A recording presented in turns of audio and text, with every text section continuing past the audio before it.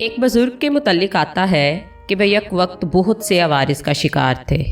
سر گنجا تھا، جسم پہ برس کے نشانات تھے، آنکھوں سے نابینا تھے، ہاتھ پاؤں الگ شل تھے۔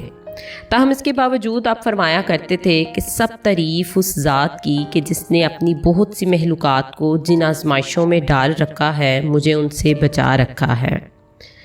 وہ اپنی بہت سی مخلوق پہ مجھے بڑی فضیلت عنایت کر رکھی ہے۔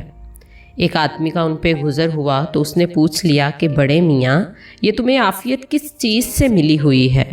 بیک وقت اندھے، کوڑی، گنجے اور اپاہج تم ہو تو پہر والا عافیت کیسی؟ وہ بزرگ فرمانے لگے، سنو میاں، عافیت یہ ہے کہ اللہ نے مجھے ایسی زبان عنایت کر رکھی ہے جو اس کی یاد میں مصروف رہتی ہے، اور ایسا دل دے رکھا ہے جو ہمہ وقت اس کا شکر گزار رہتا ہے، اور جسم ایسا دیا کہ جو آزمائشوں پہ صبر کر لیتا ہے۔